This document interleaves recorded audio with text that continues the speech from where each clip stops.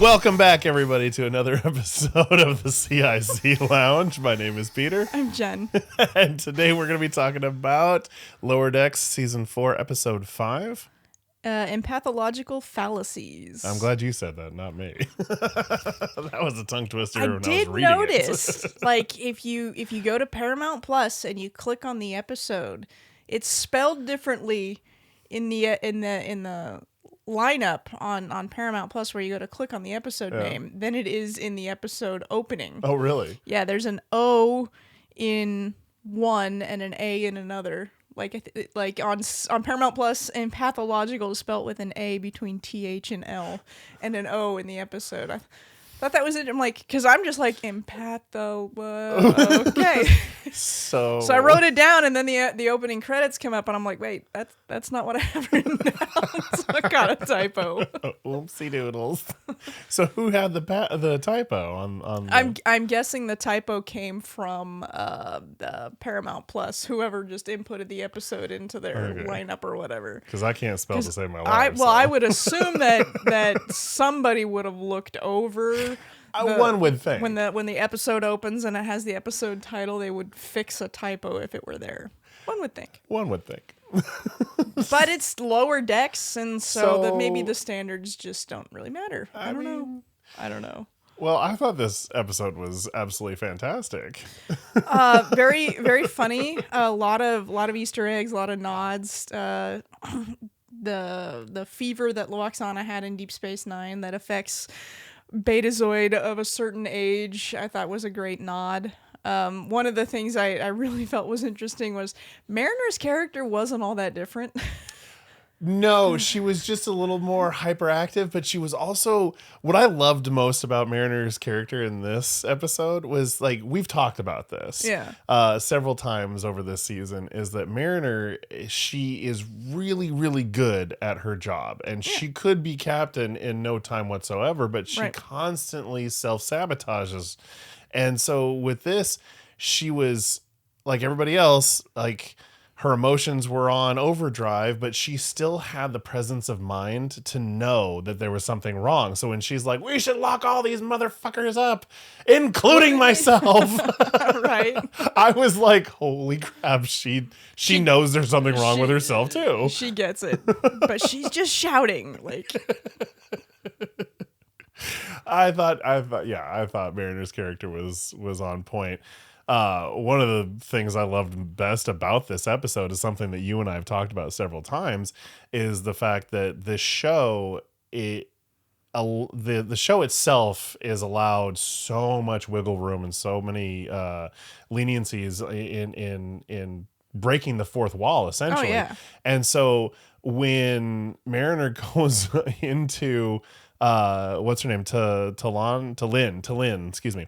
When she goes into T'Lyn's quarters and is like, hey, we're going to go hit up the bar. Do you want to come with us? And T'Lyn sits there and she goes, you guys are the most ridiculous crew. I'm paraphrasing here, but she's like, you guys are so ridiculous. How do you get anything done? And Mariner's just like, it's just what we do. And that's something that we've talked about several times. Is like the crew is just absolutely absurd, but they somehow get the job done. But that's part of the fun of the show. So let's talk about who actually gets the job done in a California class division. Apparently it's security. Yes, security got the job freaking done. Security, like, they're like the slam poetry and puzzles and tarot card readings. And, this is great. They're just doing this weird shit that Boimler is just like in agony over. But when the red alert klaxon goes off, like, they're right there. They're right there. Phasers, bigger phasers. Like, oh my God. And then what's his name running out of the room like Naruto, just arms back, just whoosh. It's like, okay, and they understand their job. It's basically a repel borders situation, and they go and they retake the bridge in record time, lightning speed. Like, it's just another day on the job. And it's like, you don't see that anywhere in Star Trek. They always take back the ship eventually, but it's never clean, and it's never security that does it. It's the captain, it's the first officer, it's it's whatever. the bridge crew that always does it. Security is just like the most useless in every iteration of Star Trek. The red shirts from the original series, they're just there to get shot. Yeah. and They're just cannon fodder. They don't really improve anywhere in any iteration of Star Trek. Not really, no. But apparently in Lower Decks, they're like, you know what? These guys are actually supposed to be trained to do this sort of thing, so let's actually let them do it. And I think it's absolutely brilliant. I agree with you, baby bear.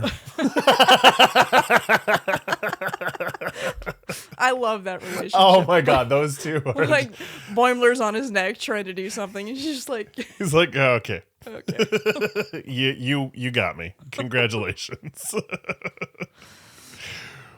No, oh my god, the Ta'ana, Dr. Ta'ana. Mm-hmm. There's a lot of ta. Yeah, there's a lot of show. T apostrophe. Yeah, there's a lot of t's in this show. Yeah. So Ta'ana, when the Betazoids come into the med bay for the first time, and Ta'ana, you see her eyes are like red rimmed, and she's like, what is that delicious smell? Right. You brought me a buffet. Like her relationship with the Betazoids this entire episode was just, I mean, both times I had to remind myself the second time I watched this episode that I was taking notes, because I just was like, well, that character is hilarious. Oh yeah. Just like the absurdity of it, like she's a feral cat. Oh, that's yeah. and they write her as a feral cat. When she breaks free from her from her bonds, and she just is like running on the wall. Yeah. Oh my god. It's very cat-like. I mean, the way she scratches the warm milk that we gave her should calm her down for a few minutes. I love it. I absolutely love it. She takes the drink in that first scene, from T'Lyn, and she's just like, time for surgery. Woo! Fuck! It's a brilliant character. Oh my god, this episode was so great. And the captain, Mariner and her mom are just like so ridiculous, because 99% of the time they can't stand each other, but then there's that 1% of the time where they're just like almost inseparable, like BFFs. And this was definitely one of those times. She's like, I'm hot. Yes, I've got a hot mom. Right. It's just, oh, so much fun. Oh. So I want to talk about one of the things that should have been obvious from the beginning.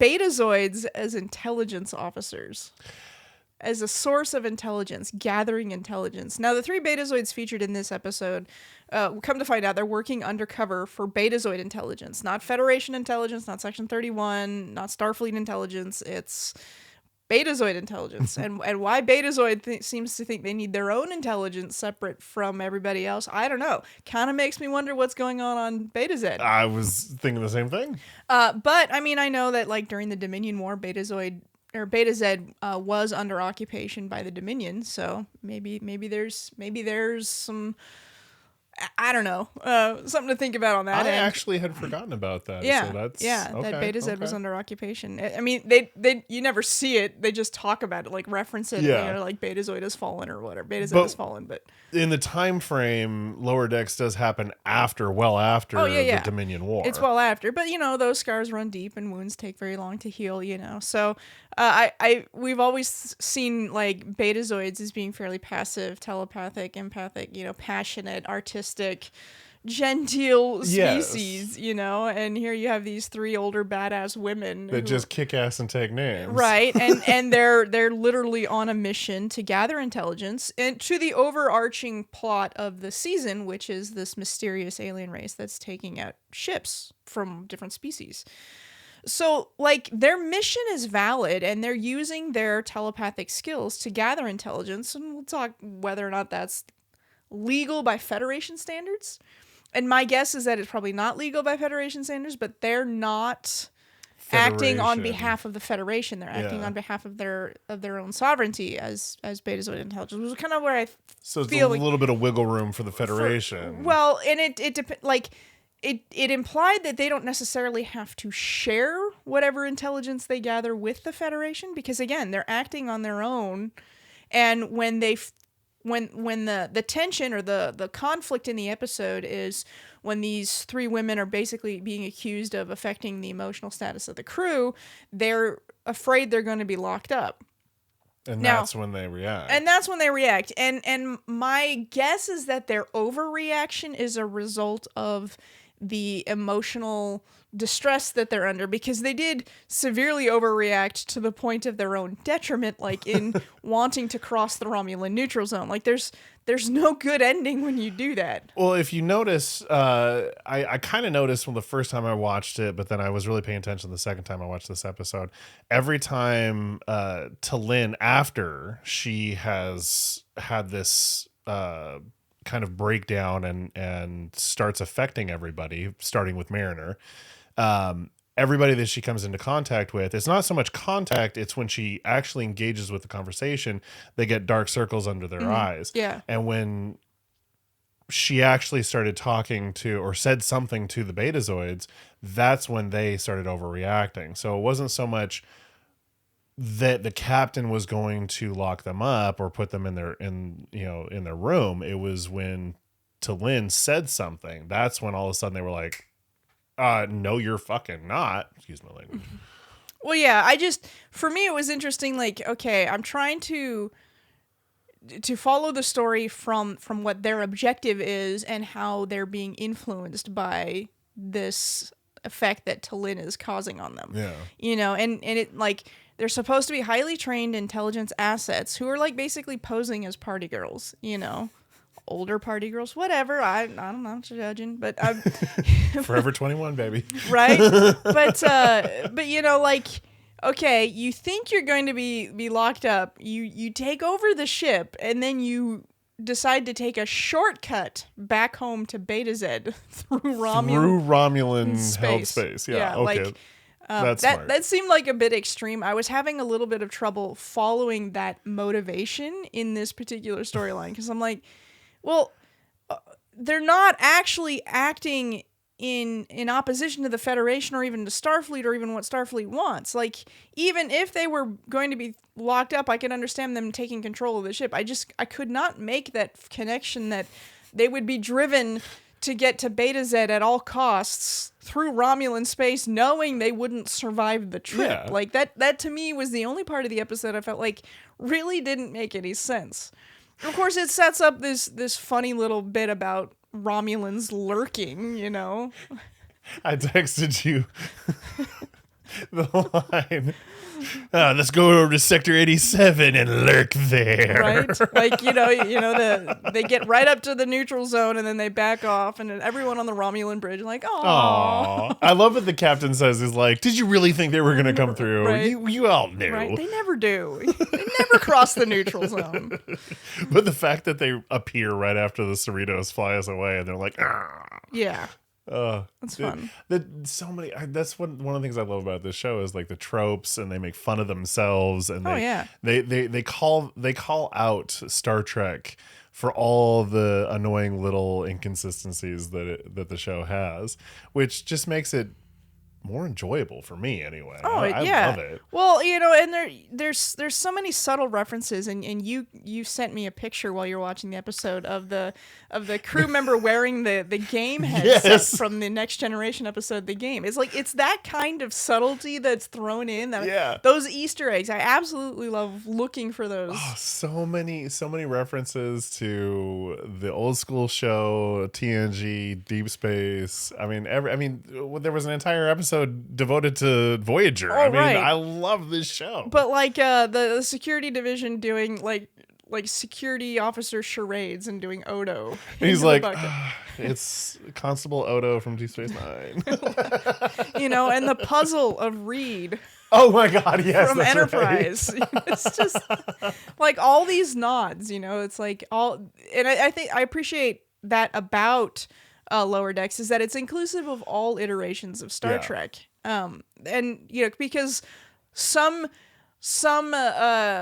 versions of Star Trek, some iterations of Star Trek don't like to acknowledge other iterations of Star Trek. Like, none of them seem to want to acknowledge Enterprise. Yeah. Because it was a prequel, and in every like reboot or divergent in the timeline. You know, because even in the Kelvin universe, the J.J. Abrams rebooted Star Trek movies, that split in the timeline happened post Enterprise, which made Enterprise canon to both the Kelvin and the Prime universe. That's true, but they don't reference anything about it. No, and again, Discovery, while Discovery initially predated the original series, just like, kind of Strange New Worlds kind of does too. Enterprise predates that, so it's canon. They reference for everything. I think they reference it once, or at they least do. They one, do. One person gets referenced from the Enterprise series in Discovery. Yeah, I mean, it's not that it isn't acknowledged at all, but you get this huge nod to Spock, you get this huge nod to the Enterprise, but like. Even though this one series, the last of the 90s, 2000s iterations of Trek predates all of them as far as like timeline canon. Yeah. It's shunned on. It's not only that, it's shunned on by a lot of the fan base, and I understand why. And I don't think it has anything to do necessarily with like production design. It doesn't have anything to do with the actors. The talent was there. I don't even want to say it had a lot to do with the writing, although it does. The story is the problem, because I think they did have a lot of talented writers on the show. I think there was some heavy-handed work on the side of the network that wanted to really kind of shoehorn and double down and triple down on what worked in Next Gen, DS9, and Voyager, without really understanding what worked in spite of what this network and studios were doing during those times. So I can go on and on, because I like Enterprise because I can look at many of the episodes of Enterprise and read between the lines, see beneath the surface, see what the writers were trying to do in various episodes. I can see an actor's performance come out despite the fact that the lines weren't there. So I have an appreciation for Enterprise. I'm probably one of the few Star Trek fans who actually like pretty much every iteration of Star Trek. There are some I like better than others. Oh, yeah. I haven't actually seen the animated series. I have a hard time with animated series in general, so I don't know that I would like the animated series, because I think it was designed for children in the 1960s and 70s, of which I was not. Oh, that animated series. Oof. I've seen an episode. It's not good. Like it's really cartoonish, and it's of the time. I was about to say it's definitely of the time. So like the animation quality is poor, and even for that time, I don't think that the animation quality was very good. So a lot of things are fighting against them with that series. Yeah. Anyway, back to the current animated series, which is Lower Decks. Yeah. Vulcan as a motherfucker. Oh my God, yes. That was my favorite line. That was... when T'Lyn actually says, I am as Vulcan as a motherfucker. It's just like... By that standard, I am Vulcan as a motherfucker. That was brilliant. I love it. That deadpan delivery, that it's just... Oh, yeah. And I think we talked about this last week for last week's episode. T'Lyn, I'm really happy that they brought in a fifth member for this little crew. Oh, yeah. I mean, we all love the four main members, but adding T'Lyn, who is just a kind of a breath of fresh air, really. Well, she's a bit of an outsider coming in, so to a group of outsiders, right? So it works, because she's different from them. She has a different experience from them. The Vulcan more logic, the dryness of the Vulcan nature and culture and character is one of those things that I think really adds a lot of balance between the craziness of the other Lower Deck characters. Oh, very much so. I mean, we kind of got that when Mariner was sitting there giving her shit about, here's room temperature water, your favorite cocktail. Right. And then I forget what T'Lyn said, but she says something and Mariner jabs back at her, and T'Lyn's like, you were joking. Okay. Right? She has that moment of, I'm not used to people making jokes because we don't have humor in our culture, and they have that moment. But then Tindy comes running over as Mariner is finished giving T'Lyn a hug, and Tindy's like, "Oh my god, I want a hug too!"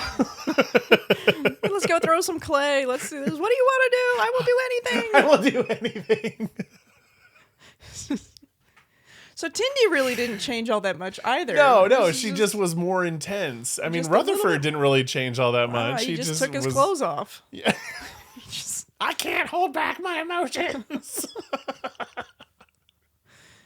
Just fun. All around, it was fun episode. All around a fun episode, which just, speaks volumes to like how silly and fun the series is. But they also bring it back, and they have some notes of seriousness. There is a evil presence that is very menacing in this season. Oh yeah, with this ship that we see at the very last minute of the episode. Right. And that's the Betazoid intelligence effort to kind of smooth over. Oh, hey, by the way, sorry we took over your ship and nearly took you into the neutral zone and got you all killed, but here's a picture, a blurry, grainy photo that blurry. We're not going to tell you where we got it, how we got it, or whatever, but here you go. Hopefully there's some information that comes along with the photo, but tune in next week, I guess. See what happens. This was episode 5. So how many more do we have? 3 more? I think there's 5. I think it's 10 episodes. Is it 10 episodes? Yeah, I think it's 10 episodes.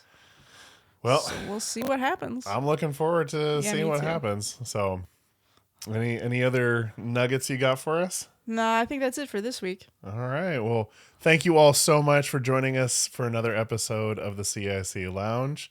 My name is Peter. I am Jen. And we'll see you next week.